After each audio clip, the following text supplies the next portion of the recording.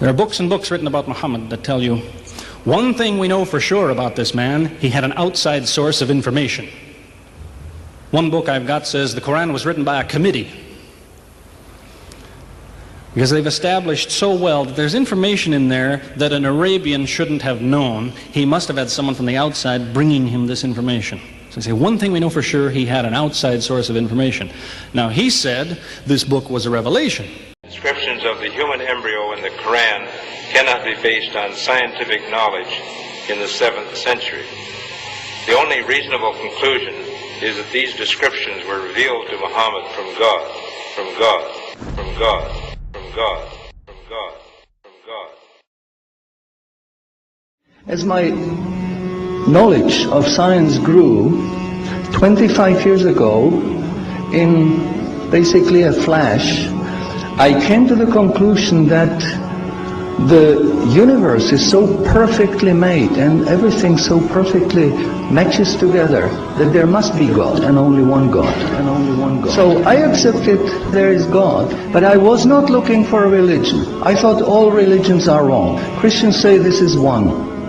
The Jews said Jews are chosen people, and if you're not Jew, you're not chosen. And about Islam, I only had negative information. Negative information. Negative information. So how does one distinguish with all the different ways of life, calling to people, telling them that they're the only way? How do we distinguish what's the right way with all this confusion? First of all, let's get this straight. It has to be really easy to tell if Islam is a true religion or a fake religion. And it has to be real easy to see which religion on earth is the one from Allah and which is the one from men, from devils, from con men, what have you. It can't be that the one true religion from Allah, that's genuinely from God, is going to look exactly and not discernible from the one that's from devils, one that's written by men or made up by men or altered by men, and I can't tell which is the one authored by Allah and which is the one authored by people. It can't be. Then he finished the sentence. He said, I'll go to your faith. It's better than my faith, but you'll need proof. And I said, man, religion has never been about proof. It's about faith. That's it. That's what religion is. He said, in Islam, we have both. We have proof and faith. We have both. We have proof and faith. We have both. We have proof and faith. So different people from different religions used to knock on my door. And once the discussions got down to evidence, they had no answers. And that wasn't going to fly with me. And then I discovered Islam. And shortly after, I became Muslim. 1,400 years ago, when the world was immersed in darkness, the Quran was revealed, which brought light to a beleaguered world.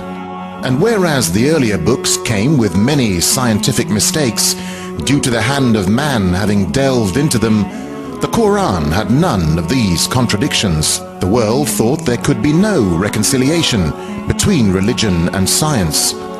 But the Quran mentioned many scientific facts in great detail, like how a human being developed in the mother's womb.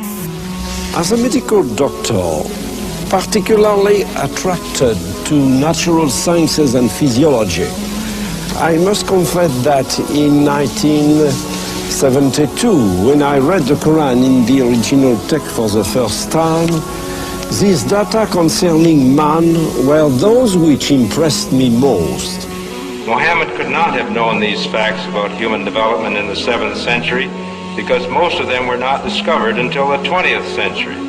Muslims and others are justified in concluding that these facts could only have been revealed to Muhammad by the one who knows all about us, not only about how we developed, but how we live and function.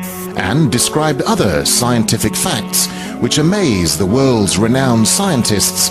Actually, I'm very much impressed by finding true astronomical facts in Quran.